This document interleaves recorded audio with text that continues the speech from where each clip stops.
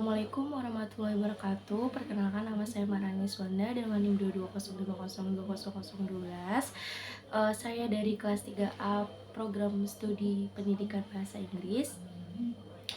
Baik, di sini saya akan menjelaskan tentang pentingnya kesehatan mental dalam konteks pendidikan. Nah, yang pertama itu ada informasi mengenai pengaruh kesehatan mental pada proses pembelajaran. Nah, sebelumnya saya akan menjelaskan dulu nih apa sih definisi kesehatan mental itu. Nah, kesehatan mental itu adalah di mana kondisi seseorang memiliki kesejahteraan yang terlihat dari dirinya yang mampu menyadari akan potensinya sendiri dan memiliki kemampuan untuk mengatasi tekanan-tekanan di dalam kehidupan. Nah, eh, kesehatan mental itu memiliki pengaruh yang sangat signifikan tentunya di dalam proses pembelajaran. Yang pertama ada konsentrasi dan fokus. Nah, orang yang punya kesehatan mental yang baik memungkinkan seseorang itu untuk tetap fokus dan berkonsentrasi pada saat pembelajaran. Tetapi jika orang itu mengalami masalah kesehatan mental seperti gangguan kecemasan, depresi, ataupun stres yang berlebihan, memungkinkan orang tersebut itu akan mengalami kesulitan di dalam menyerap informasi yang diberikan oleh guru ataupun uh, perhatian, sulit untuk fokus pada satu titik seketika guru itu menjelaskan. Nah, hal ini bisa mengganggu proses pembelajaran dan menghambat kemampuan seseorang itu untuk memahami dan mengingat materi pembelajaran. Lalu yang kedua ada interaksi sosial. Orang mempunyai kesehatan mental yang baik ini memungkinkan orang tersebut itu untuk berinteraksi secara positif dan dukungan emosional dapat menciptakan lingkungan belajar yang sangat aman dan mendukung. Nah, masalah kesehatan seperti isolasi sosial, yaitu membatasi interaksi terhadap orang lain atau masalah antar individu, itu bisa mengganggu hubungan sosial dan menghambat proses pembelajaran yang melibatkan kerjasama dan interaksi antar individu. Lalu yang ketiga ada stres dan kecemasan. Orang yang mempunyai kesehatan mental yang buruk seperti kecemasan yang berlebihan atau stres yang tidak bisa terkontrol bisa mengganggu proses pembelajaran. Nah, stres yang berlebihan ini bisa menghambat kemampuan seseorang untuk berkonsentrasi pada saat pembelajaran, mengingat informasi. Orang tersebut tuh akan lupa dengan informasi-informasi yang telah disampaikan karena tidak fokus pada saat pembelajaran tersebut. Nah, pertanyaan kedua ada strategi Anda dalam usaha menjaga kesehatan mental. Yang pertama adalah tetap jaga kehubungan sosial yang sehat dengan kerabat, keluarga, teman, ataupun orang-orang terdekat kita. Karena bersosialisasi dan berbagi pengalaman dengan orang lain itu bisa memberikan dukungan emosional dan meningkatkan kesejahteraan mental. Lalu yang kedua itu adalah mengatur waktu istirahat yang cukup. Nah, memastikan mendapatkan tidur yang berkualitas dan istirahat yang cukup setiap hari itu akan membantu memulihkan energi dan mental kita. Lalu yang ketiga, tetap positif dan bersyukur. Nah, fokus pada hal-hal yang positif di dalam kehidupan itu akan melatih untuk bersyukur. Nah, menghargai apa yang kita miliki dan melihat sisi baik dalam setiap situasi juga bisa membantu meningkatkan kesejahteraan mental kita.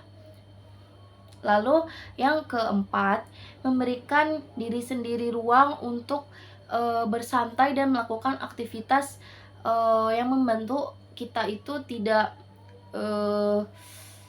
kelelahan ataupun stres yang berlebihan, seperti bermain game ataupun jalan-jalan seperti itu bisa membantu meredakan stres dan membuat mood menjadi lebih baik. Pertanyaan yang ketiga adalah apa yang Anda lakukan ketika merasa kesehatan mental Anda terganggu. Nah, biasanya saya itu bercerita kepada teman ataupun keluarga. Nah, ini bertujuan untuk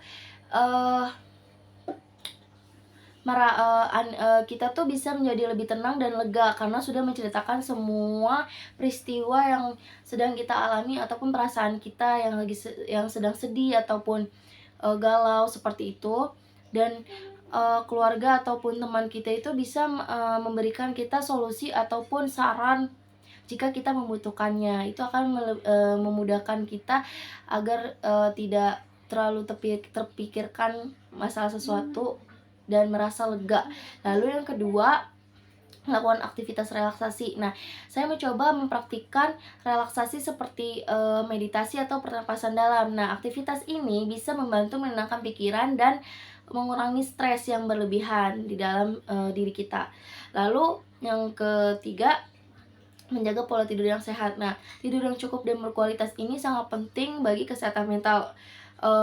Dapat memulihkan energi fisik dan kesehatan mental kita. Lalu yang keempat itu biasanya saya melakukan aktivitas fisik seperti healing ataupun jalan-jalan, berenang, seperti itu, atau jogging, olahraga. Nah, yang bertujuan itu untuk mengurangi pikiran dan dalam pikiran saya.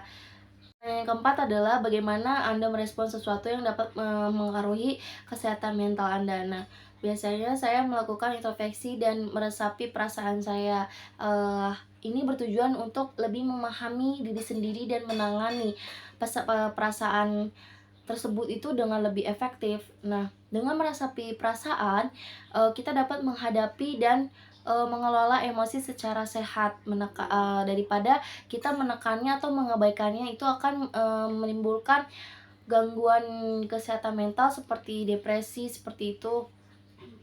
Lalu yang kedua, berbagi cerita dengan keluarga, teman, ataupun pasangan yang dapat memberikan dukungan emosional yang penting. Nah, ini juga bisa membuat kita itu lebih tenang dan lega pada saat sudah menceritakan apa yang sedang terjadi, seperti itu. Dan yang ketiga, selain menjaga kesehatan mental, penting juga nih untuk menjaga kesehatan fisik, tidur yang cukup, pola makan yang teratur, dan menjaga hubungan sosial yang sehat. Nah, ini semua itu uh, akan mempengaruhi kesehatan mental kita juga. Kalau misalnya kesehatan fisik kita tidak menjaga kesehatan fisik ataupun tidak tidur yang cukup, terus pola makan yang tidak teratur, terus tidak menjaga hubungan sosial yang sehat, itu akan memicu gangguan kesehatan mental seperti depresi ataupun yang lain-lainnya. Pertanyaan kelima ini ada paparkan mengenai dampak kesehatan mental pada proses belajar. Nah, dampaknya itu dibagi menjadi dua, dampak positif dan dampak negatif. Yang dampak positif ini yang pertama adalah mengembangkan keterampilan sosial. Proses belajar sering melibatkan interaksi dengan orang lain seperti diskusi kelompok ataupun kolaborasi dalam pekerjaan tugas. Nah, ini dapat membantu dalam pengembangan keterampilan sosial seperti kemampuan berkomunikasi, kerjasama, dan peduli antar sesama. Lalu yang kedua ada meningkatkan rasa percaya diri. Nah, ketika seseorang itu berhasil menguasai suatu materi atau keterampilan baru, ini bisa meningkatkan rasa percaya diri. Hal ini bisa memiliki dampak positif pada kesehatan mental secara keseluruhan. Lalu dampak negatifnya itu yang pertama ada stres dan tekanan.